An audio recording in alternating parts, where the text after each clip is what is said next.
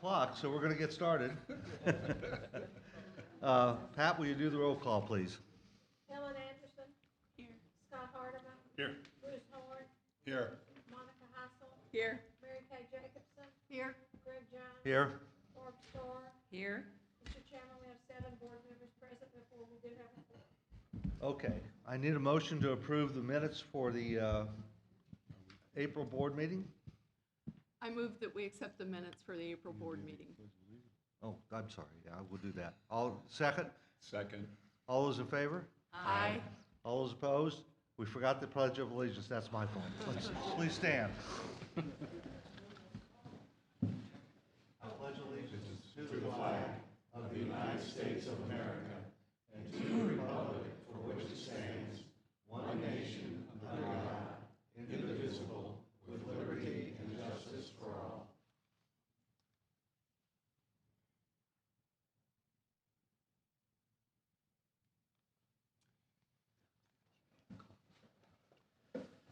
Okay. Under God. We have something new that we're going to do today, and I want to go through it with everyone so you understand it. We talked a little bit about it at last month's board meeting, and today is when we're going to go on ahead and implement this. And it's on the last page of the handout that you've got. We're trying to better organize these meetings so we're more efficient, and really the purpose of the meeting here is to allow the members to get their questions answered and make comments, but we need to do it in an organized and planned manner. Really, this whole meeting is about conducting the official business of the club. It's not a town hall, it's not an education seminar and that type of thing, but we do want to make sure that we do address questions, so we're going to try to do something a little different this time.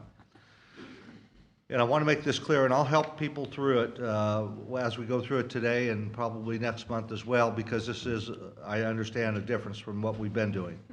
All right, if you're going to ask a question or you're going to ask a comment, you have to come up here to the microphone, state your name and the fact that, and your address. We do that for 2 reasons. Number one, to ensure that you're a member, because this is a member meeting. It's not a meeting where anyone in Crossville or Cookville or any place else can stand up and have a conversation. It's really for the members, and the members have the opportunity to participate. So you'll be given a 3-minute limit. Scott will be our timekeeper here, and we're doing that because we really need to be crisp with the questions and the comments and get through these things so that we can make sure that we get the board's business and the community's business done.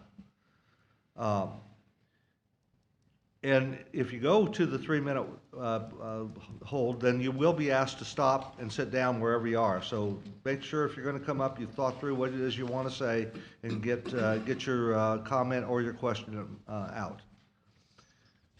All right. We have a couple of presenters, like Kathy Tipton's here today with the election committee. And we want you, if you want to ask questions of her, to be able to do that. And we'll have other people that will come in. Usually, typically, Mayor Foster's here. He's not here today. I don't know, Joe, if you're going to say anything today or not. I don't see, is Colleen here? She's not, okay. She's not.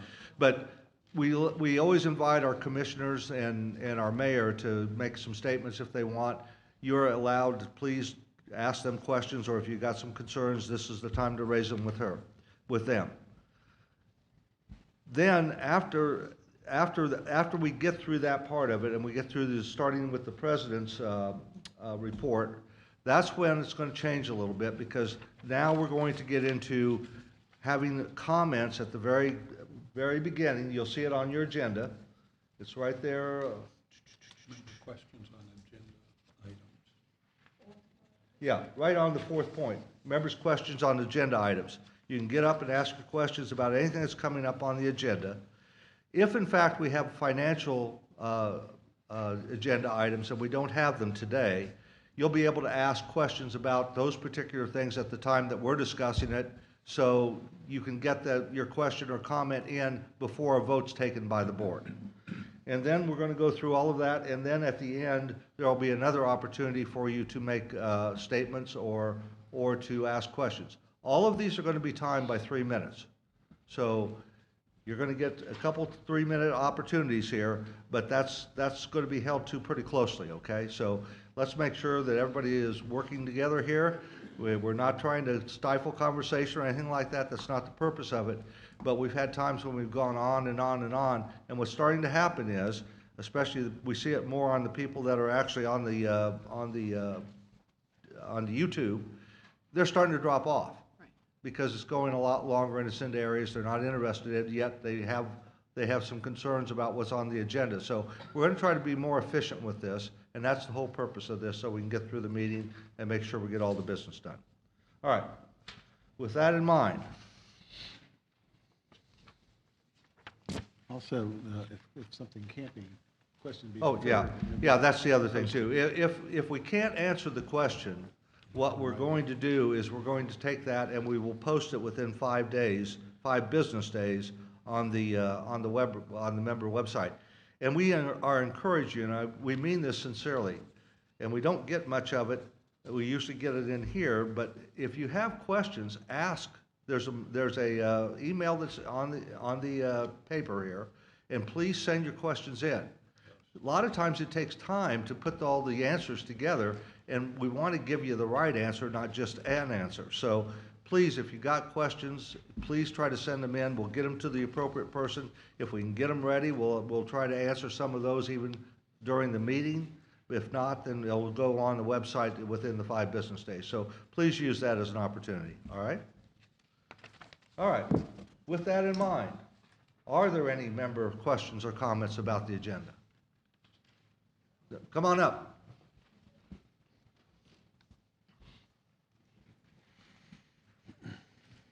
Beth Jones, 141 Hickory Ridge Lane. I have a couple questions about the revised fence policy. Are you voting on that today? No. That's a public vote. Every member gets to vote on that. No. Oh, I'm sorry, on the fence policy. policy. I thought you said the amendment, I'm sorry. No, fence I can policy. take, I can take that one. Yeah, go ahead, Monica. The fence policy has been posted now for 30 days, so the comments are being collated, and the ACC will make a recommendation to the board to approve a fence policy. So if you've had your comments in, they are there. We had 31 of them as of yesterday. I've sent a few in. Okay. My problem with looking at what's on the website is it's got all these lines through stuff. I'd like to see a clean copy of the proposed fence policy. Okay. In other words, you know what I'm talking about? Yeah. Yeah, and the reason it's like that is so you'll know what's changed. or been I understand amended. that, but it makes it a little more difficult to Okay. understand. I don't think I have anybody here from the ACC, but if you'll get me your information, we'll get you a copy without the stuff. Okay, that would help a lot. And I know the reasoning behind it is because you want to make the neighborhood aesthetically pleasing, but we've had fences for how many years now? And why all of a sudden do you want the fences hidden? Well, we don't want all of them hidden, but we want them hidden from the street and where you're Understand. driving, and if you're on a golf course or a lake. I will actually ask the head of the ACC to address that at our next meeting and let you know. I mean, I understand it, but considering fences are expensive to put in, number one, and number two, 4-foot evergreens are not cheap either. 1 minute. I'm done. I appreciate it, thank you. But I would like a clean copy. Okay, thank you. Anyone else?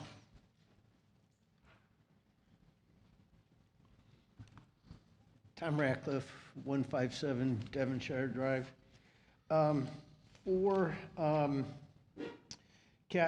Kathy, when you come up, one of the questions I have is, as it relates to the elections, there are people out there that have their co-ownership in lots.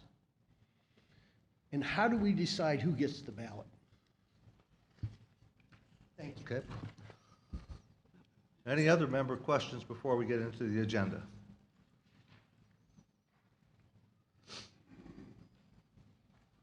Good morning. Good morning. First of all, thank you all for all you do. Appreciate it. Mark Waligorski. Yeah, get closer to the mic because people won't be Mark able to. Waligorski. Hold it up, there you go. There we go. Mark Waligorski, 32 Dockside Drive, Dockside Court. Recently received a dock policy agreement. Never saw this before. We've been there about 4 years. The way it's written, conferring with my insurance company, knowing that I have to have liability on that dock, my insurance company will not cover anything that happens if it's not my family, my immediate guest. The way the dock is written, the policy is written, you're inviting anybody from anywhere to use this dock. I'm liable for it. I have to maintain it. It has to be built to your specifications, and it has to be maintained for the architectural benefit. So the way that's written, I wish you would reconsider, because it doesn't seem right to me that we should be responsible for someone else's actions based on your decision. Second question I have, who owns the lake? I'm going to have Kenneth respond to part of this. Kenneth is the community club's attorney. Good morning. Yeah, that's okay. Ramon? I need to pull it closer. Yeah, you just need to pull it closer. The dock policy you're talking about is under review. Stay tuned. Thank you very much. Okay. And one last question, who owns the lakes here in Fairfield Glade? The lakes are owned by the community club. They're owned by the community club. Okay, thank you very much. Okay? Anyone else? Okay, you'll get another chance at the end here. Okay, across the board. Covenants and Restrictions Amendment. The special vote of amending the CNRs to allow the declarant to directly bill property owners for the installation of infrastructure necessary to allow residential development will take place from May 27th to June 21st, 2025. If you live where there is a street, you are not financially affected by this amendment. The area that is most affected is where there is an undeveloped C lot south of Peavine. There are approximately 8,000 lots in that area that without the passage of this amendment will likely never be developed. An email address has been set up where you can ask your questions and we will answer as soon as possible. That email address is CAMENDMENT@fairfieldglade.cc. It's in your packet, and please use the email if you so choose. There's a recorded question and answer session regarding the proposed amendment on the member website. The board unanimously supports the passage of this amendment. Your vote is important because it takes 75% of the members voting to vote yes on the amendment for it to pass. The Druid Hills update. The community club hosted a groundbreaking ceremony for the new Druid Hills Clubhouse on April 28th. The first activity that took place was cleaning the lot next to the hole number 9 of the Druid Hills Golf Course. This lot will be used to house construction trailer that will be used throughout the construction. We ask that you remember that the area is a construction site, and as such, you will be required to keep minimum distances away for safety reasons. Members who would like to share additional comments regarding the Druid Hills Golf Club project can do so by sending an email to the steering committee at druidhillsprojects@fairfieldglade.cc. The 2024 on-site audit process has been successfully concluded. The audited financial report will be available to the membership by the end of this month. A budget and financing schedule and Druid Hills project progress report was presented to the membership following the April 24th board meeting. In addition, the month of April saw overall net income better than budgeted expectations, and the summary's financial results are available along with the Druid Hills budget and financing schedule on the member website, updated Fairfield Glade website. Please send any questions to treasurer@fairfieldglade.cc. Firehouse update. Stubbs Construction has been selected as the general contractor. Hopper was awarded the lot clearing for the fire and the EMS building. Draft of the contract and pre-construction services was sent last week for review. AEI and Stubbs Construction are working together to get to the next budget review and see if there are any savings that we could make on the front end. Racket Center expansion. On May 9th, the Racket Sports Steering Committee finished collecting data from the pickleball community, identifying players must-haves, nice-to-haves, and wants for the dedicated pickleball facility. The committee is analyzing that data and will present the findings during the next Racket Sports Committee, Steering Committee, and I don't have a date there. Do you have a date? That was last Friday. That was last Friday, okay. These findings will help establish the direction the committee will go in planning the facility. During the month of April, a few of the committee members traveled to pickleball facilities in the Knoxville area and one in Dayton, Ohio. These trips were very beneficial in planning our facility and determining what our other facilities found beneficial versus a waste of money. Details of the trip will also be discussed at the next PCE Steering Committee meeting. Greg Reppert has obtained a quote from Hopper on clearing the wooded lot. This needs to be done for the future parking, future planning, and also for construction equipment to access the courts. The Tennessee Senior Open. The Tennessee Senior Men's Open will be held on Monday and Tuesday, June 9th and 10th at the Stonehenge Golf Course. We encourage all of you to come out to watch the players, support the tournament, and enjoy a day outdoors on our Stonehenge Golf Course. Food and beverage news. The Food and Beverage Department is offering various programming for May. More detailed information, including dates, times, menus, and pricing, will be provided by the end of May. A couple things to note. May 24th, there will be a fish fry at St. George's Marina. Tickets are now on sale at the Marina or the Stonehenge Grill. May 27th, there's live entertainment at Stonehenge Grill, and it's going to be out on the deck this time, weather permitting, featuring Dennis Hill. Tuesday live entertainment at Stonehenge will continue throughout June on Tuesday nights, and whenever possible, it will be outside. There's a new summer menu at Stonehenge, and if you haven't tried it, it's a pretty good menu, so go over there and enjoy yourself. That is our May update for across the board. I'm going to do something that I thought I would never do. I said this yesterday at the workshop, and that is respond to some things that are on social media about this amendment.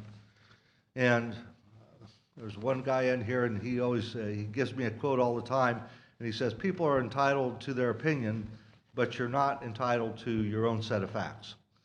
And there are some things in there that I want to point out, and I'm going to read out of our actual covenants and restrictions, so it's real clear what we're saying here.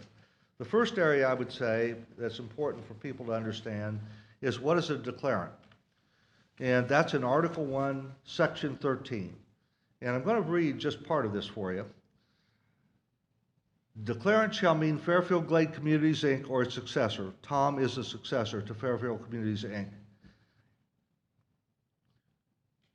And with any successor or assigned to anyone who comes to stand in the same relation to the properties as Fairfield Community, Inc. Again, that's Tom. And is so designated in writing by declarant, which it is. At any given time, there shall be no more than one declarant. People are getting confused. There's two roles here that are very different. One is the declarant. The declarant is the developer. The developer has rights, and we're going to get into that in a second. There are builders. Builders are not developers. They are home builders. And there's a big difference between those two things. So when we're talking about the declarant, there could only be one of those. Now, some people say, I've seen a lot of chatter and I get a lot of emails, well, I want more declarants. That would change the amendment, or I'm sorry, would change the CNRs. And as such, really, that is not anything that's being proposed at this point. I would remind everyone that these CNRs have been there for the last 27 years. And there were other CNRs before that. There has always been a declarant here, and there has always been just one. So let's make sure that that sinks in. One declarant, many builders. We have about 22 to 24 builders that build in Fairfield Glade on any given year. They have worked with prior declarants. They're working with this declarant. They work with him because he provides the roads and the sewer and, the water and that type of thing. And so we've been in that relationship, and builders have been in that relationship for a good long time. Now I'm going to take you to the another section in our CNRs that really gets at the amendment. And that's Article 6, we'll use Section 3, because that's probably the best one. And this is where the amendment is being inserted to give the declarant the right to directly bill property owners. But in this, and again, it has been here for 27 years, and I want to get the right here. In the event that the declarant shall decide it is not economically feasible to extend or improved roads or streets to a particular area within the exhibit A properties, which is a list of all of our plotted lots here at Fairfield Glade, it shall not be obligated to do so. To the extent not provided by public authorities and except as otherwise provided in any supplemental declaration applying in an incorporated association of owners within the club, the cost of maintenance, capital improvements, operation taxes, and other expenses incident to the completed roads and streets, whether located in Exhibit A or portions of the additional property borne by the club, which may levy assessments against such lots and living units as herein provided. Any roads and streets serving any portions of the additional property made subject to that declarant, to this declarant after the effective date hereof shall be constructed by the declarant or any non-declarant developers. We have none of those. In compliance with the current Cumberland County regulations and with the requirements mandated by the HUD report then in effect. What this is saying, and I'm going to give you the cliff notes here, is that what this is saying is that basically the declarant decides where roads are going to go. New roads. Not current roads, not maintenance of roads, but current roads. The covenants and restrictions give that right to the declarant. Now, again, the amendments are not changing any of that. We've been living with that for, again, 27 years in this body of covenants and restrictions, and long before that in other covenants and restrictions. So I want to be clear about this because people are really getting confused about this. And you may think that, well, we want more developers. That would take a change in the CNRs. And if people want to do that, there is a place at the very end of here. It's action taken by members. And you can go through a process to produce or to try to change the amendments. There's a process that's followed. It's all laid out here in the CNRs, and I encourage you, if that's something you want to do, please look at that section and do the things that section says you need to do to change the amendments. Now, I'm going to go off script a little here because I'm really getting concerned because people are not factually telling what they know. And some of the things that I've seen on Nextdoor, I do read it. You won't see me post on it, but I do read it. Some of the things I've seen on Facebook, some of the things I've seen on Instagram, some of the things I've seen on YouTube. Some of the people that are making statements know that those are incorrect. At least one of those people has attended the question and answer sessions and specifically was told about the declarant and their role. We were specifically told about the rights of the declarant. And I'm sorry, but again, you may have your opinion, but you're not entitled to change the facts. And the facts are exactly what are in these CNRs. Like them, hate them, I don't care what you think about them, but those are the rules of the road that we have to follow. And that's serious stuff. And my fear is that people are starting to believe the factoids. And that's a real problem. I don't mind losing a vote. I really don't. If the amendment passes because that's what members want or don't want, that's really why we have the vote. But I do mind a whole lot if the amendment's voted down with misinformation and outright lies. And that's a problem. And it's a problem for all of us. I also want to make one other statement because in some of those videos that I've seen, some charges were made at this board.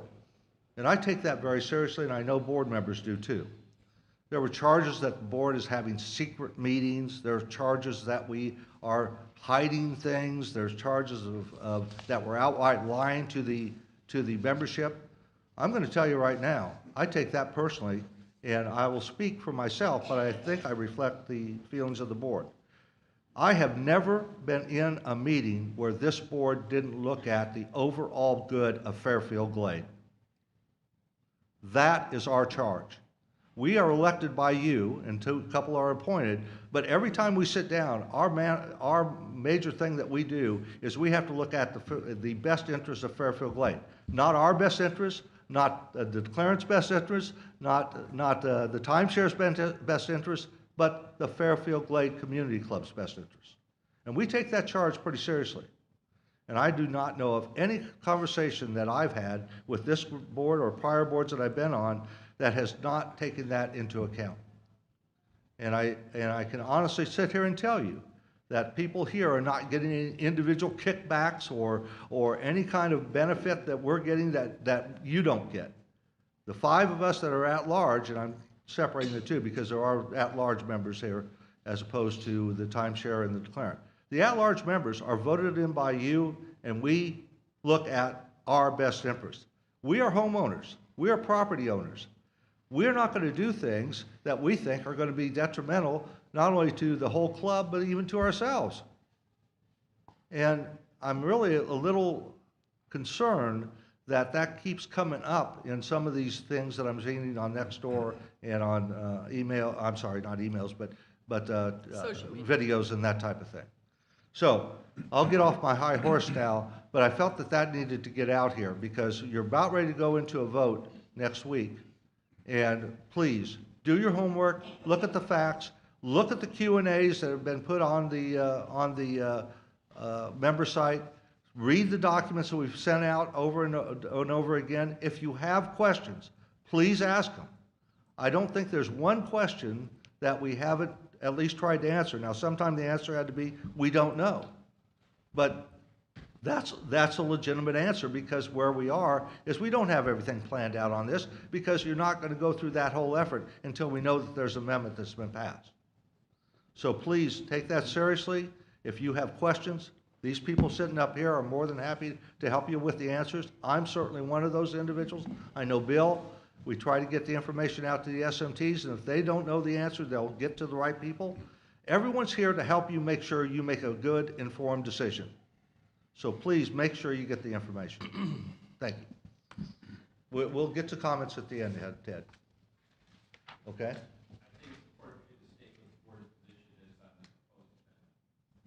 As I stated across the board, we unanimously want it passed. Okay? Unanimous support. There is no one that voted no on that. That's what unanimous means. Okay. Treasurer's report. Good morning. Following is a summary of the financial results through April 2025. POA and amenities. The overall revenue through April 30th was behind schedule by approximately $160,000. Assessment revenue was higher, and the other revenue exceeded the budget by approximately $30,000. Food and beverage was slightly off, and snack bars by approximately 7%, with Stonehenge exceeding expectations. Golf revenue was slightly off by approximately 5% year-to-date, but more than made up for the shortfall in net income. Cost of goods were slightly better than budget with a variance of $40,000. It was anticipated that cost of goods would be approximately $598,000 for the year to date, and actual cost of goods sold were $558K respectively. Golf cost of goods sales were below expectations at 23% savings. Food is in line with budget. Operating expenses, including payroll, we are still trending positively in POA for overall expenses. Expenses year to date were $6.9 million against an estimated of $7.2 million. Materials and supplies, as well as payroll, were better than expected, with combined savings of 40%. Overall, we are ahead of budget by $281K, that's through April. Net income for POA and amenities are ahead of schedule by 161,000. We gave a little ground back after March due to the timing of invoices, which is typical, and less than expected amenity revenue. Wastewater treatment and sewer. Overall revenue, top-line revenue for sewer is exactly in line with estimates at $1,074,000. Operating expenses, including payroll, are similar to March, with large variances were experienced positively for payroll, materials, and repairs again in March. Total in this area of general expenses was a positive $146,000 through April. Net income. The net income for sewer was better than budgeted expectations. For 2025, actual sewers reported $280,000 against a budget of $136,000, which is a positive variance of $145,000. In summary, we are in robust good health financially. And with the audit just completed, and Jason can talk a bit about that, we're in really good shape. This is a very, very solid community. And before I close, I gotta say something that's a follow-up to what Greg said. We don't sit on this board and run for the board to get anything out of it except to give back to the community.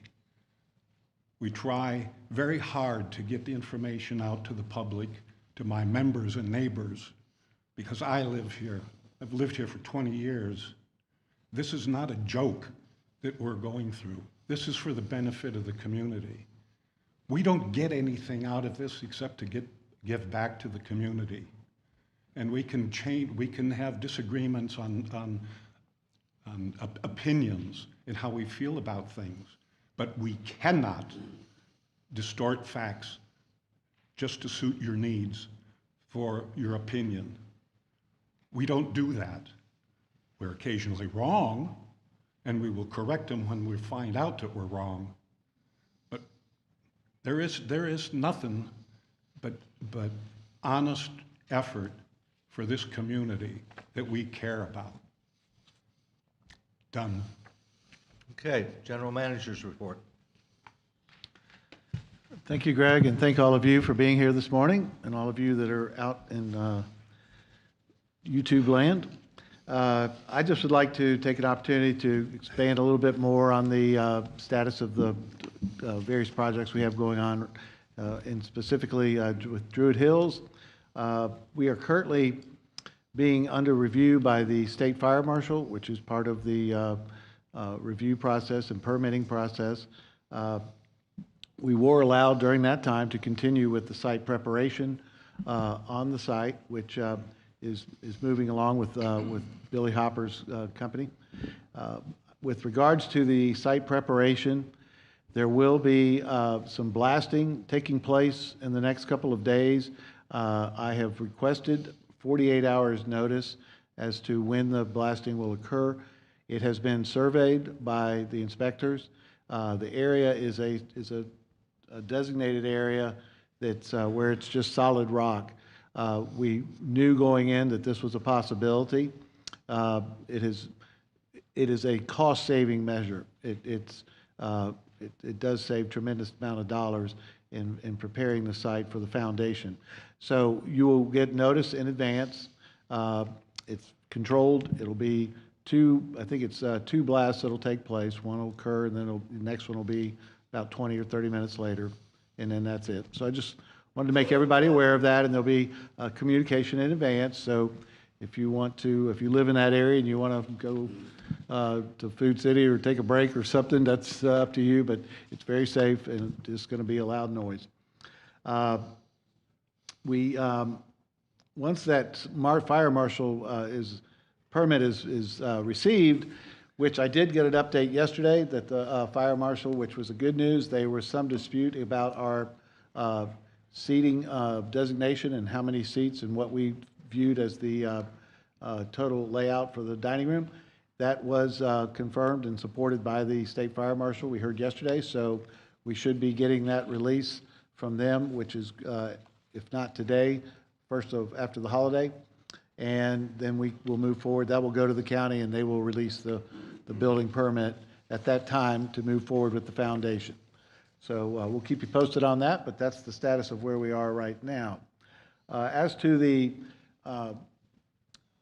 Fire Station Number 1 EMS building, as Greg said, we have contracted with Stubbs Construction on pre-construction services, and there's a 30-day period in which they're taking the plans as they currently stand. They have about 60 to 80% complete drawings that they are reviewing and put out to bid with their area contractors, and they will be coming back to us in mid-June with their final cost estimate.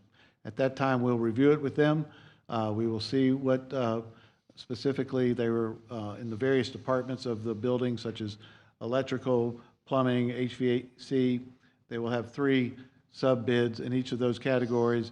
They share with us who they wore, which ones they've selected to get to the number that they got to, and we're free to alter that, change that, recommend different subs that we've had experience with and the like, to come to a final number, and to make a decision at that time if we wish to continue with Stubbs Construction or do we care to start the process all over. With the pre-construction services were provided by them for $1, and we are free to make a change at that time. I don't think that's going to happen, but it's a possibility. But that we certainly look forward to moving without any issues to move forward with Stubbs, in which case we would be anticipating groundbreaking sometime in August. We have, as you have seen, commenced the site preparation work. For that, there has been some questions regarding that. That was part of the plan for the preparation and the construction. A lot of those trees that were removed were intentional because you have to have a full view, the fire trucks as they depart the station and re-enter, to have a perimeter view of that road and entry and exit of those roads.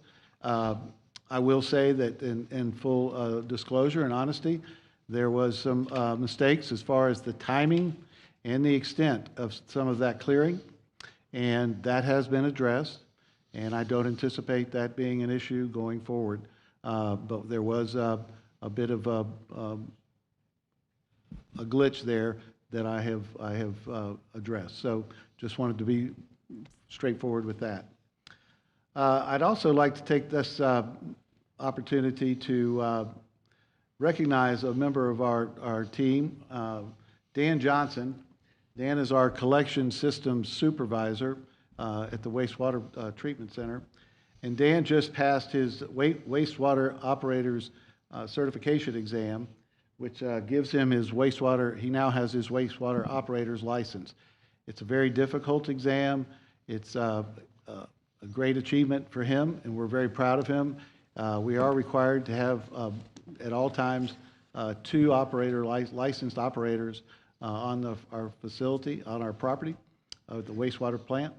So we're adding Dan to the list, and we're proud of his achievement, and I certainly wanted to recognize him and thank him for that. And with that, I'll yield to you, Mr. President. Okay. Resort report. Good morning. Wyndham visitors month to date is 807, and year to date 13,683. As far as amenities, year to date and percent of like revenue, the center has generated 54,300, which is 37%. Racket sports 5,500, 4%. 4%. Dartmoor Marina 4,700, which is 11%. St. George 3,500, 9%. Golf 125,000, which is 8%. Food and beverage 60,500, which is 8%, for a total of just a little over $250,000, 253,600, which is an average of 10% of like revenue. Thank you. Okay, before we get to you, Kathy, Joe, were you going to say anything? I'm sorry, I missed you. Yeah, come on up. I thought you might. Joe Sherrill, I'm 6th District Commissioner. I was going to mention that this is the county budget season, so that if you have a particular area of interest, we don't want to support roads, for example, or if you want to support, then it could be good to make sure you contact all of your commissioners and get them to really push for supporting the roads and/or the Department of Education or any particular area of interest you have. Now's the time to make that happen. Okay, before you leave, is there any quick questions for Joe that anybody has? Nico, come on up.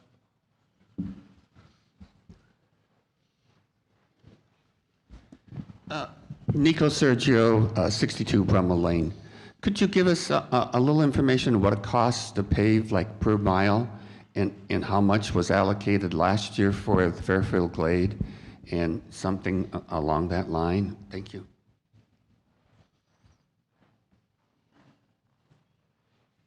We've actually had several road subcommittees that were addressing that cost per mile in terms of paving. There's asphalt and there's tar and chip. Asphalt paving is approximately $160,000 a mile. Tar and chip is more in the line of $60,000 a mile. And then in terms of how much, there's three main things that come to play: equipment, people, and funding for the material. And we don't have what we've had historically. When Stanley started the process a couple of years ago and got voted in, he had 7 people. The road department needs approximately 24 people, to be honest. And right now it has 17. So when things happen like last night or a couple of nights ago, there's no plan that he can have because everybody has to be on ditch call, let's say, or clean out the roads or remove debris. So in terms of how much are they allocating this year from the road subcommittee, I presented to the budget committee with Stanley that they needed basically roughly $2 million more dollars for materials and roughly 7 more new people. And that's what I want everybody to try to support, because what that allows is a 20-year recycle on the paved roads. There's roughly 360 miles of paved road in Cumberland County and roughly 640 paved road or tar and chip roads in Cumberland County. So we have 1,100 some miles of road when you add the gravel, the tar and chip, and the asphalt. And the tar and chip needs to be on a 10-year plan, and the asphalt needs to be on a 20-year plan because the material simply won't hold up. But when you have nobody, no team to actually deploy it, then, well, you still have no plan. So we need more people, and we need some more money for the materials, and then we can actually have a plan. So that's where we are on the roads. And it's been presented to budget, we just need it to pass. So give it some support. Thanks, Joe. We'll certainly consider that. Can you clarify the second part of his question, that there's no budget for Fairfield Glade? That was Oh, yeah, Joe, I'd like you to address this question because it's one that I think that you'll agree with. There's no specific budget in all this for Fairfield Glade. It's the county budget, right? It is the county budget, Yeah. but Fairfield, Stanley and I met with the road group here to get the priorities, because when it comes to the point of actually getting the people and the plan together, obviously this is one of the Fairfields, the population centers are the people that have the tar and chip and the asphalt that has highest use and therefore needs the most repair. Yeah. And Bruce, I know you've been part of that meeting, and Bill, I think you probably attended too. So we are working with the county, and Joe, we really appreciate your efforts in trying to point some of this stuff out. It's a big issue for us. We certainly are supportive of what you're doing. Thank you. All right, Kathy.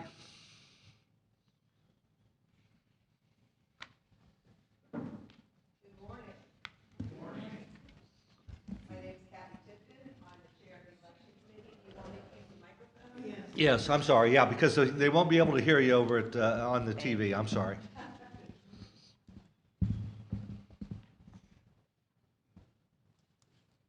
With me today from the committee is Sue Epler, and also Pat Davis acts as our secretary, and Greg Jones is our liaison. The other members of the committee unfortunately were unable to join us today. So this committee is one of two committees that is required by our covenants and restrictions, and its purpose is to oversee the election of directors to the Fairfield Glade Community Club. That's our one purpose. And I encourage everyone to consider serving on the committee. It's a great way to learn more about how our community works, how our governance works, and how our elections work. And we hope everyone has seen and read the committee's recent Life on the Board article detailing current board member Mary Kay Jacobson's service on the club's board of directors. The article was published recently in the Glade Sun and Vista, as well as in eBlasts. In addition, the article is published on the club's 2025 Board of Directors election website. I encourage everyone to check this resource for communication updates, as well as for information on voter eligibility, how to confirm your contact information, ballot options, voter instructions, as well as the candidate application. You can view the election page by logging onto the club website, scrolling down to latest news, and selecting Learn More on the election tile. One at-large director position is open for election. In addition, one interval owner director and one declarant director position is open for election this year. And directors are elected to serve a 3-year term. The election committee is encouraging every member to consider how he or she can pay it forward by applying to serve on the board of directors.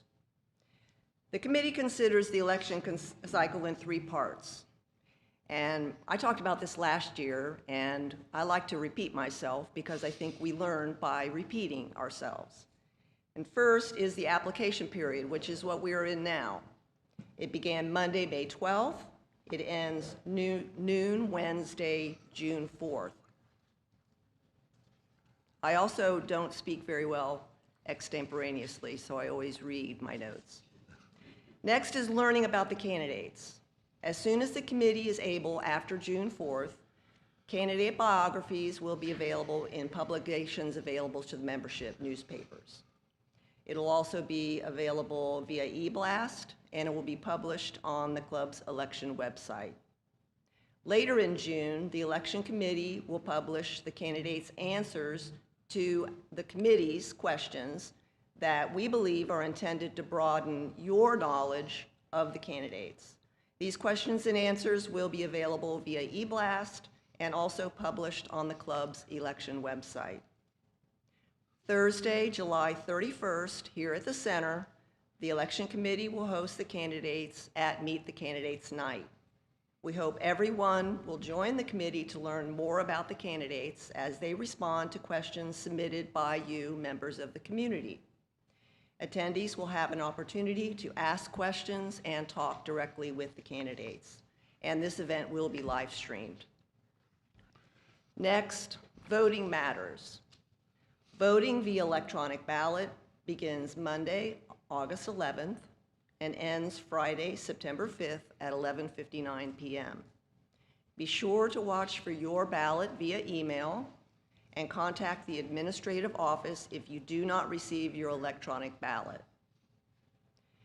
In addition to our annual election for Board of Directors, ballots will go out on Tuesday, May 27th for the proposed amendment to the amended and restated Declaration of Covenants and Restrictions for Fairfield Glade. Voting will close Saturday, June 21st at 11:59. Information about this vote can be found by logging onto the club website, scrolling down to latest news, and selecting Learn More on the proposed amendment tile. Last, the annual meeting is where results of the election will be announced here at the center on Friday, September 19th. And there will be more information about the time will be announced. So, does anybody have any questions? I know Tom had a question about how do owners decide Who gets the ballot for co-owned lots? I think that was your question.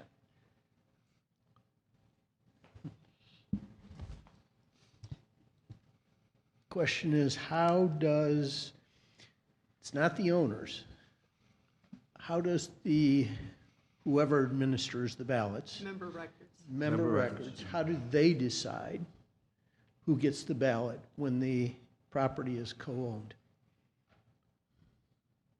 And by co-owned, you mean me and my husband co-own a lot? So Or- that, it could be that way, or it could be somebody that goes in partnership with a C-Lot for golf. They have to They declare. have to declare Who who is is to their receive. their There's only voting one member. on So member records has an email address as so somebody is the email address for that record, And for it's that the, property. and it's the person who gets billed the assessments. And the Okay, person who that's- gets billed the assessment. That's the key. And so the two property owners have to decide amongst themselves who is going to either get the bill, get the email, and who is going to vote. Gotcha. Thank you. Thank you. Are there any other questions? So who here has gone to the new election website? Sue, you don't count. IT, you don't count. Has anybody here gone to the Election Club website? So you're going to, when you go home, you're going to log on to your account on the club website. You will land on your own profile homepage. You're going to scroll down. You're going to see several tiles. One is going to be for the CNR amendment, where all of the information that Greg has been talking about is going to be there for you to look at, the facts. You will also see a tile for our Board of Directors election, and you're going to see many, many facts there, very easy to read, good information. It'll provide information about how do I get an allocated ballot? How do I get a replacement ballot? How do I update my information? Lots of good information about the election. Where's the application? So I encourage you all to take a look at that as soon as you get home. Thank you. Okay, thank you, Kathy. I also want to put in a plug for this committee. They do a lot of work, and they do great work. These running of these elections, there's a lot of rules you have to follow, and they sort through this with timelines. There's a lot of checking and making sure that we meet all the rules and regulations that are in the CNRs and the bylaws. So they are really an important part of our elections, and without them, we would not have good elections. So thank you all, Kathy, and for everything you do. Okay? All right. Revised fence policy. Monica? I think we talked a little bit about that already, and we expect that we will have something to vote on as a board and getting that put in place at the next board meeting. Okay. There is no new business, so we're back to at the end part of comments from the floor or questions from the floor. So, anyone?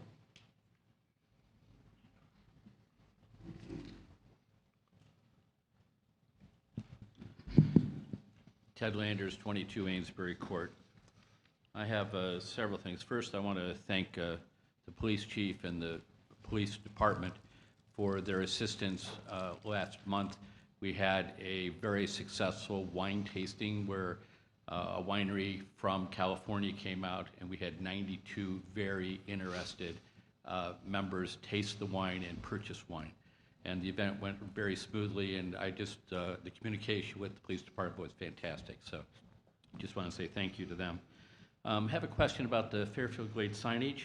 I noticed that it's been 5 months since we closed the stables down, and we still have signage out that points to stables, Wildwood Stables. Is there a reason that hasn't been taken off the signs? Well, they still exist. They're not in operation, but that is a point of order that we'll consider as removing when the board feels that is appropriate. Okay. It's still under, no decision, final decision has been made on the staples, so to remove the sign at this point, I think would be a little premature. Okay. I'm very disappointed about the complete and utter removal of every tree at the new EMS station. You guys know I'm very passionate about trees. I understand you said that there was a mistake, that they took more trees than they're supposed to. But we now have a very ugly situation where that sub-electrical station is very prominent on a major intersection of our association. There is no quick fix for this, but what is being done in order to try and rectify this? Because that is ugly, the way it sits now. Yes, there was already, and albeit the contractor went beyond the scope of the site. The site, there's a mistake was made, and that has been addressed. And it's unfortunate. But there is we were looking at replacement, and there was already a landscape plan for the fire station, and we'll just have extend down to that area as well. Okay. And lastly, we talked about a non-declarant developer in your thing. There is, and I may not get this all in the next 30 seconds here, but you had mentioned at the meeting following the last board meeting, when you were talking about it all, that the developer's the only one that can put the roads in. I get that. But obviously, there are areas the declarant is never going to develop because there aren't enough lots to make it viable for him to do so. Can we, since you can only have one declarant, can we do something with that non-declarant developer where we get some rights to put roads in, maybe up to 2 miles a year or something? Ellen, do you want to address that, or do you want me to? The non-declarant developer. The non-declarant developer language is in the CNRs in reference to any developer or declarant, which existed at one time when years ago, there were developers that were looking at areas outside of the border of what defines Fairfield Glade. And they were looking to put communities there and wanted the same rights for those home buyers to use the amenities and the facilities within Fairfield Glade. And they were identified at that time in the CNRs as non-declarant developers in the event that they moved forward with their plans, which they never did. But it does not pertain in any way to authority within the Fairfield Glade definition and platted areas. Real simply put, non-declarant developers are people that would own land that are outside the limits of Fairfield Glade land that would like access to our amenities and roads and all of that, and we have none of those. Okay, I realize I've exceeded my time, so I will go ahead and sit down. Thank you. Thanks, Ted. Thank you. Anyone else?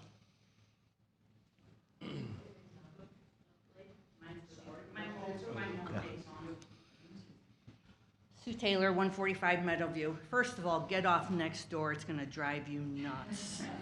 Believe me. Some say I'm already there, but that's okay.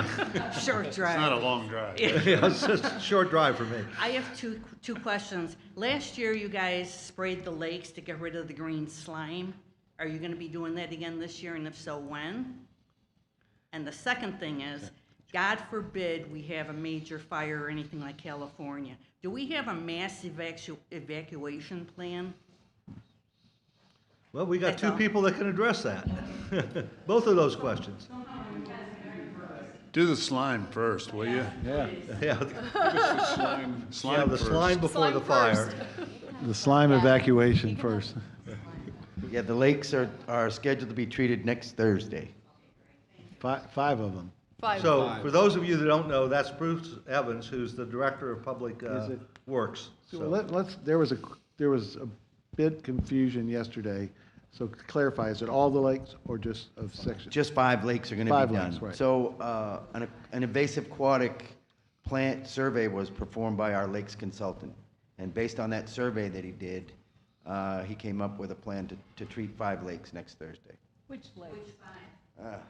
Yeah, I think Canterbury, St. George, Dartmoor, Catherine, And Spring Lake. And I have confirmed there is no hazard to swimming or boating recreational activities in any way related to this treatment of this plant. Well, hopefully the treatment won't look gross, but for people that question, okay, it is safe to continue, there's no. Yeah. In regarding to emergency preparedness evacuations, Chief, please chime in if you want to add to this. Those who came last week to our event, thank you for coming. This was addressed there. But we do have a printed EOP, Emergency Operation Plan, for Fairfield Glade. It is printed from 2015, so we're in the middle of updating that, but the evacuation routes have not changed. If you would like that, please email me and I can forward you what we have. I can tell you this year, as of last 2 weeks, I confirmed with Travis Cole, who is the EMA director. He just submitted to the state Cumberland County's EOP, and so he's waiting to hear back from the state for approval. Once I get that, that's going to go into Fairfield Glade's EOP update, which hopefully will be printed by the end of this year. Does that answer your question? Absolutely. I would like to make a clarification and an update to, I gave Bruce wrong 5 lakes. They are Canterbury, Catherine, Kirkstone, Sherwood, and St. George for the slime treatment this next week. Okay. Any other member comments or questions? We'll get you, Beth, in a minute, okay? So Greg, and I don't know if it should happen before the amendment election or after. There were a number of options that were said in some of the actual meetings and so forth for people that own C lots. The question is who to call, the procedure for going about it, and that type of thing. Okay, the way that's going to work is as we get ready to develop areas, so obviously with the amount of area that we have, this is going to be a phased-in approach. And our intention is to write letters to the property owners as we get ready to develop there. And this will give them about a 4 to 6 month heads up that something's going to happen, or before something does actually happen. And in those letters, we will point out options that people have in terms of what the community club or what we can do. Now, there's going to be people, builders, there'll be other people that'll be knocking on doors of private owners that will be also trying to buy your lot or that type of thing. We really suggest, and I can't say this strong enough, if you own one of those lots, please make sure you talk to a realtor or someone that's familiar with the housing and real estate market here so that they can give you some advice about what your lot may be worth when all this is done.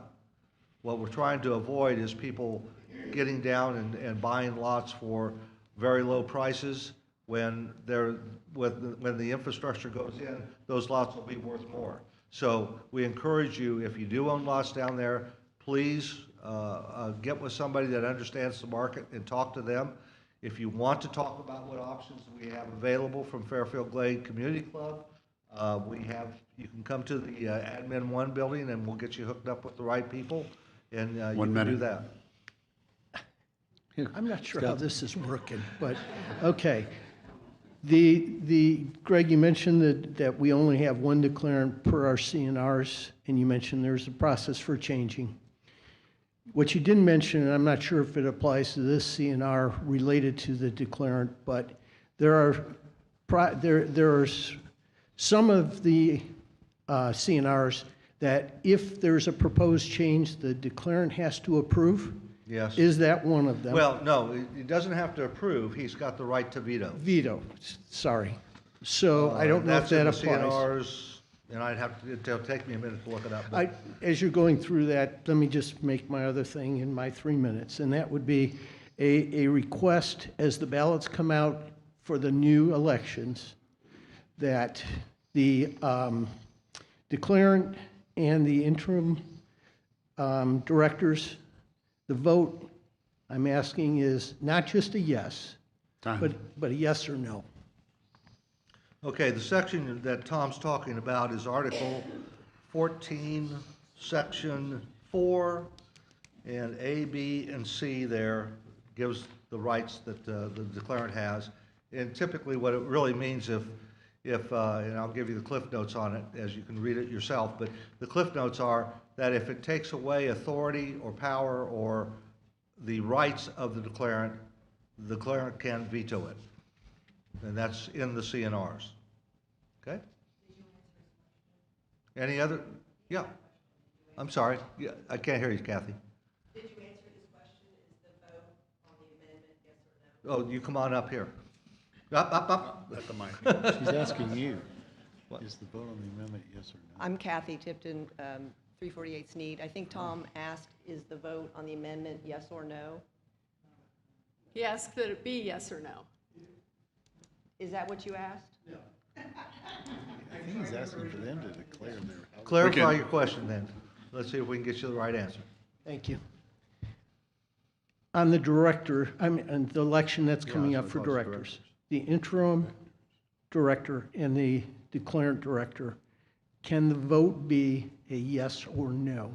We members vote. Can we say yes? You don't vote. You don't vote. You don't. Yeah.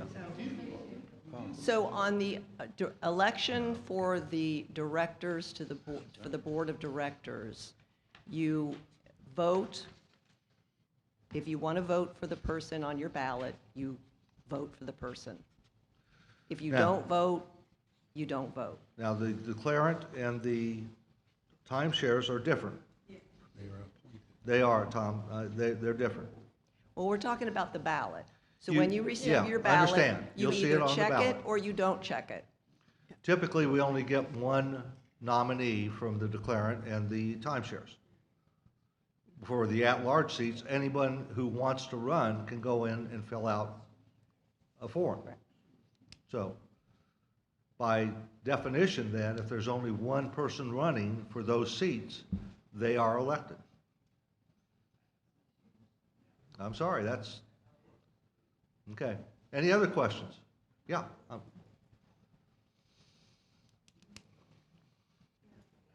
Beth Jones, Hickory Ridge Lane. Is there any reason that the fence policy cannot be put on the website, the clean copy? I don't believe there's any reason. It is. Yeah. No, it's the copy with the. edited version. Oh, Without all the It's redactions redlined. and it just makes it difficult to read. Right, the only difficulty with that might be, could be confusing to some, but. It's already It's worth confusing. a discussion. Okay, Well, I mean. I think it what could be you're- confusing the other way. I mean, you could put both on, but just Yeah, say. that's what I Yeah. This, that's what this we put both. is, We put you know, you both. could say, this is the proposed policy that the board's gonna vote on. I'll work with Pat on Yeah. trying to get that updated. Okay. That's not a problem. In We can get that general, done. we don't do it because people then will read that one and ask, well, I want to have this change, and that change was already in before and taken out. So, it's clearer to them what we've removed or changed. And sometimes it's the word could or should. Well, the way it is now, it's confusing to Okay, me. we'll work on that. Okay. All right? The other question I have is, does the board actively consult with Cumberland County about getting some improved EMS paramedics up in Fairfield Glade? We have talked about that with our governmental relations committee, but I'm going to let Scott talk a little bit about it, what we're doing with that right now. Chief, do you want to add anything to that? I mean, there's constant communication with the fire department and with the police department. So, Kate, go ahead. So this has been an ongoing initiative, not only from the fire department, but also with our agency. I can speak on the behalf of what we've done so far.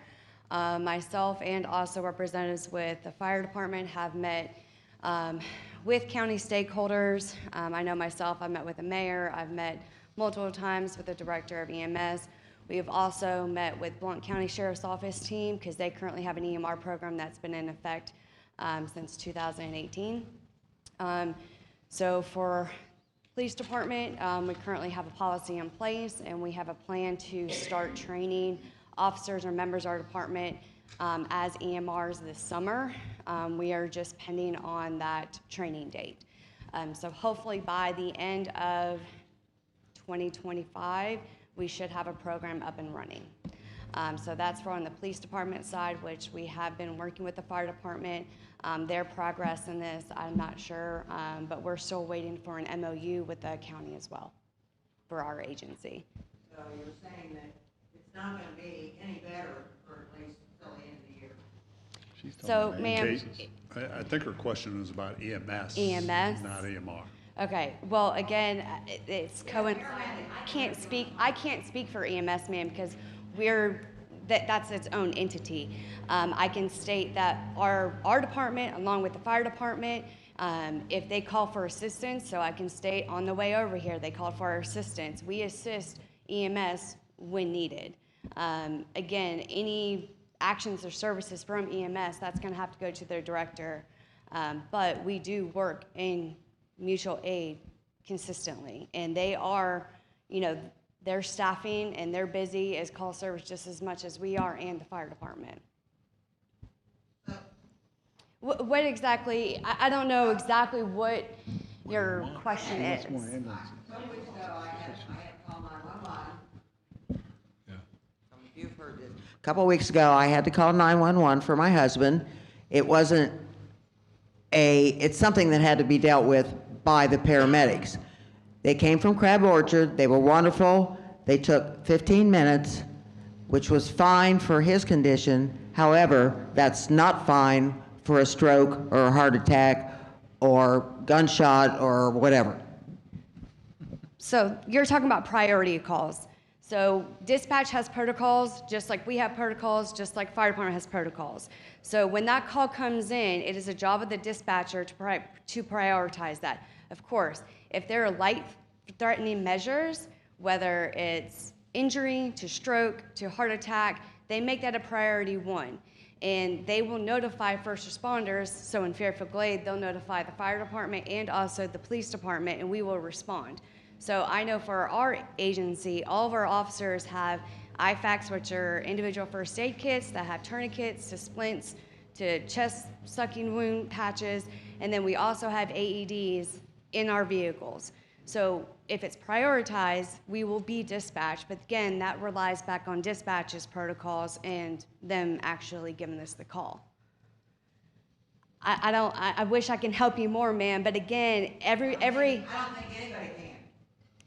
And I understand your concern, and we're making steps to increase our response along with EMS as an added resource. But again, we all work together in this county, and we try to do the best that we can with the available hands at. We can't always say that someone's going to be 2 minutes down the road. Because even in Fairfield for first responders, if I'm on the far north end and you're on the far south end, it could take me 10, 15 minutes to get to you. Thanks, Okay. Kate. All right.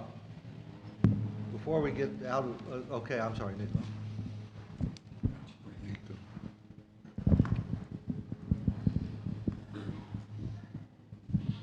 Nico Sergio, 62 Brummel Lane.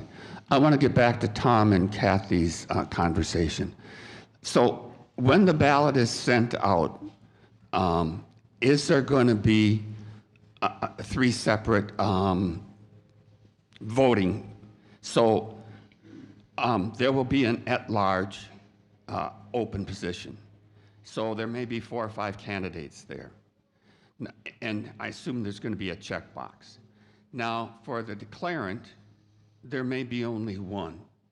And I guess the question is, we have the option to check that box or not. No. And the same thing for, let me finish, Okay.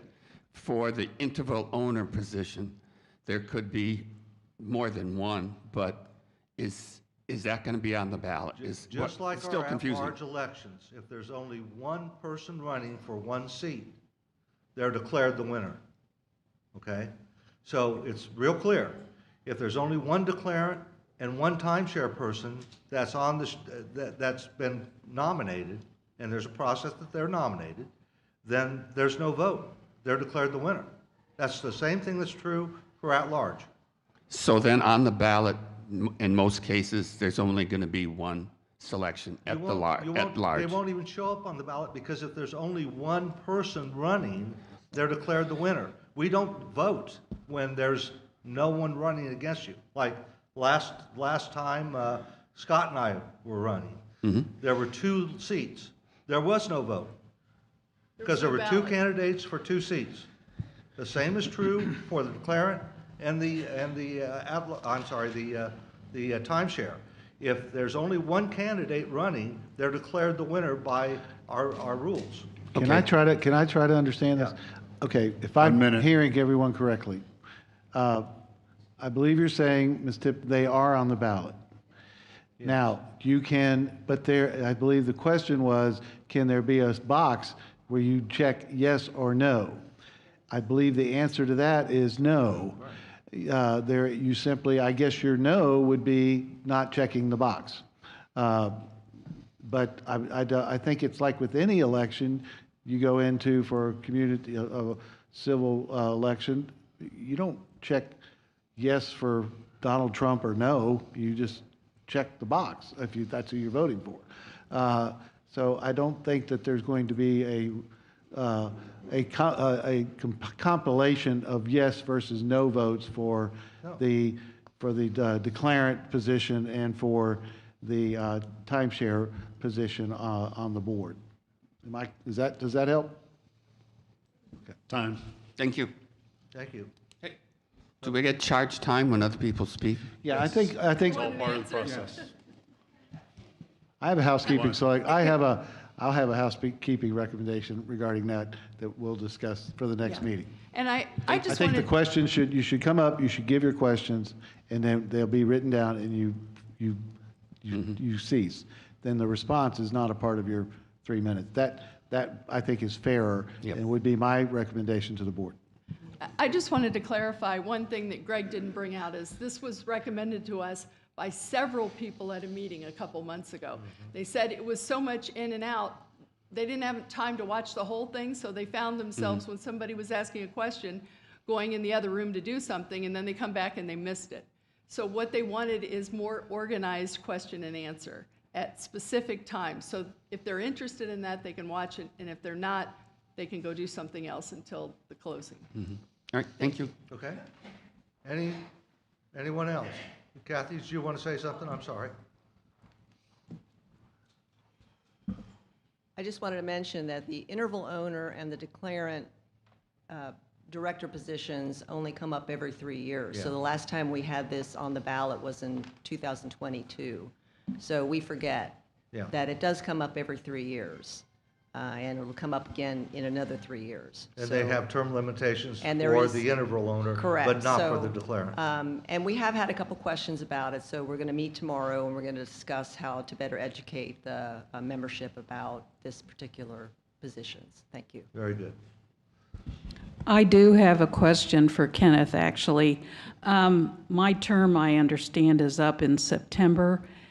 Can you tell me, I thought it was a requirement for the timeshare interval person to be a property owner and a timeshare owner. And I've been told that Mark McLean, the Wyndham Resort manager, is going to be taking my position. Mark does not live here, and I'm not sure if he has timeshare or not. Yeah, it's a good question. I'll just have to look at that. I'll get back to you, okay? Okay. I'm glad to do that. I want to say, if I may, Mr. President, a couple of things about the declarant that have come up. One of those is there is only one declarant, okay? And currently that's FGH Land Tennessee LLC. Okay, technically that's the declarant, okay? Obviously, Mr. Anderson's the principal of that company, but the declarant is FGH Land Tennessee LLC. All right. Number two, there will not be another declarant, full stop, period, unless FGH Land Tennessee LLC chooses to assign or sell those rights to another company or another person. This board cannot change that. The membership cannot change that, because if the membership attempted to change that, the declarant could quash it immediately and would win that fight 11 out of 10 times, okay? Because that is baked into our declaration, and it's like every development that I know of. You know, you have a declarant, those declarant rights stay with whoever that is, and it can be assigned, it can't be transferred, but you can't create a bunch of new ones. You can have other builders, of course, and Fairfield has lots of builders. And the club supports that. that continues to support that. The other thing, this what was it? Non-declarant. Yeah, non-declarant developer concept. These men were correct. I just want to draw some lines under some things. We're correct on that. That has to do with developers outside. I started to say the corporate limits of Fairfield doesn't have corporate limits, but if you think of a municipality, okay, but if you go outside the Fairfield development, which is a great big map with thousands of lots, but if you, that concept only applies to somebody developing outside, okay? The non-declarant developer would have no rights inside, in our community here, and would have no ability to create roads, develop roads, and do whatever. Unless, in any situation, it goes back to our current declarant. The current declarant has an absolute right with regard to developing or building these platted roads that don't exist on the ground, so to speak. They're gravel paths or dirt paths or pig paths or grown up totally where you can't even see them anymore. But that is squarely, it's in the declaration firmly. And this amendment that is coming up doesn't change any of those principles that I've talked about. It does not. And I'll just say one more thing. I've heard from different quarters that the club has entered into secret agreements with the declarant. And all I'm going to say to that is it's just stupid. I mean, there's no agreement with the declarant that has not been talked about at these meetings, debated at these meetings, voted on at these meetings, and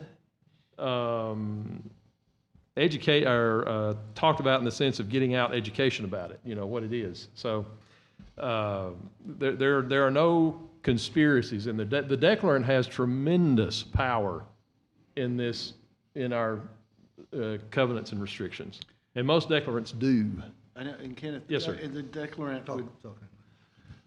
declarant would typically transfer once the development is built out. Yes. Right. And here at Fairfield Glade, it is so massive. Yeah. And it's gone on forever. There's a lot of POAs and HOAs where there's a transfer from the developer to the property owners, and the developer dissolves. But that's not the case here, and it's, I think, creates some of the misunderstanding and all, because there has been a declarant here for 45, 50 years, and will be until such time that this place is built out. To put a point on what Bill's saying, if you go to Article 1, Section 14, there's a definition for the development period. Shall mean and refer to a period of time commencing on the effective date of this 1997 declaration and ending at such time as all the additional property other than the common areas or reserve properties have been subjected to this declaration by supplemental declaration and or sold or conveyed by declarant to third parties. So there's even some things running around that says 75%. That's not true in our case. It's when all the lots are gone. So we're going to have a declarant for a long, long time. Come on up. I'm sorry, Ted. We'll get you next. So just a point of clarification, I'm not supporting it or anything else, but so you can address it. You've mentioned several times, everybody here, about the secret agreements and everything. I get it, but just so the board can reflect, I think the confusion is you've entered into agreements that have not been public, nor can you make them public. Do you know what I'm getting at? Yeah, I know what you're saying, and that's not quite correct. Every agreement that we've entered into with the declarant has been presented at this meeting. Every one of them. I did the PowerPoints. You can go back and take a look. Now, there were certain terms in there that are considered confidential. But those, like any agreement that we make, I don't care what it is, it's Bobby Jones or J&G or whatever.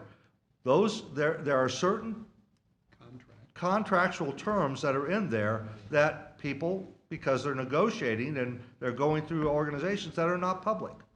So there are no secret agreements from the standpoint that we have told you everything that we've agreed to that matters to the club. There are some terms and conditions in every contract that we enter into that are considered confidential. So that's what we're talking about. Ted. No, I'm going to let Ted go because he's tried to get up 3 times. Come on. No, come on. We'll get you.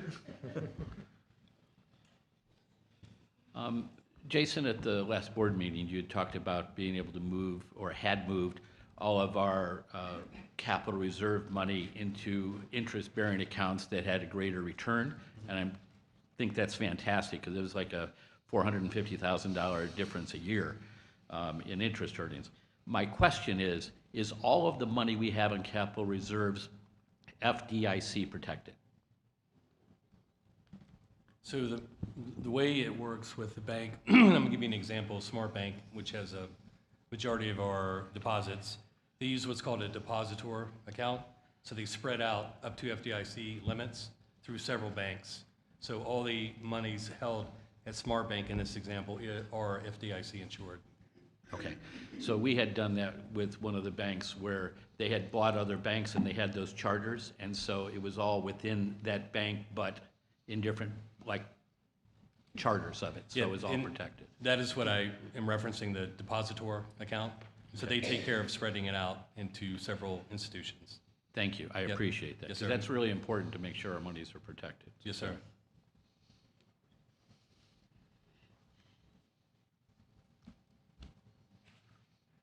Hello, I'm Colleen Lamberty at 125 Forest Hill Drive. I just wanted to address something. They spoke about the evacuation plan and that there is one and that's going on. But I have thought at times about all the lots that are not developed and sometimes just don't seem to be, there's a lot of falling trees and things like that. Is there any kind of a committee that goes around and checks and asks the owners of those lots to get on it and, you know, maintain those lots, even though you're not building on it yet?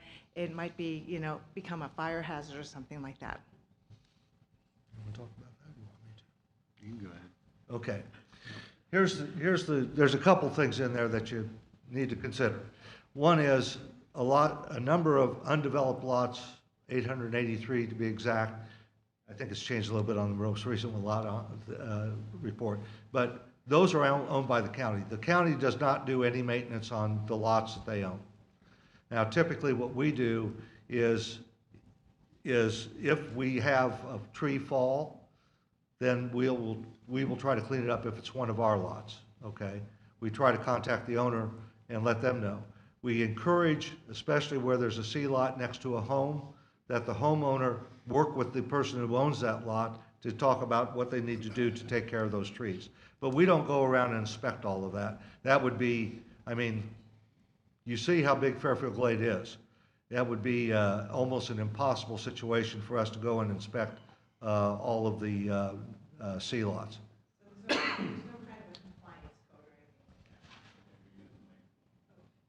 What, I'm sorry?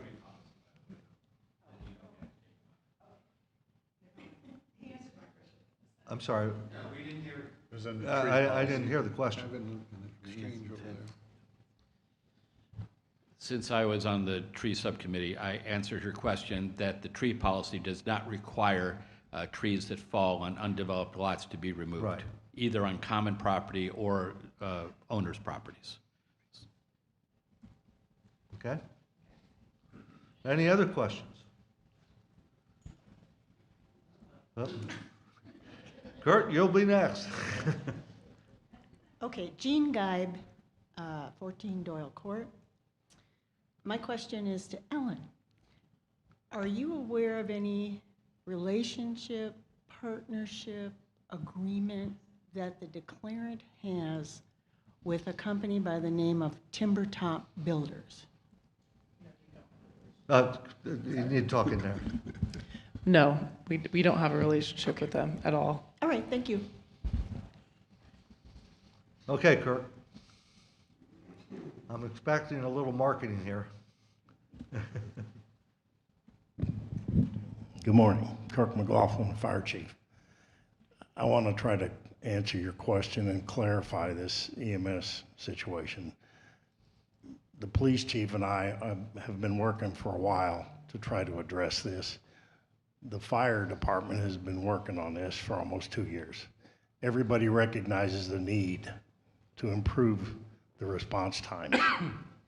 The board recognizes the need and is working with us to try to make this a better situation.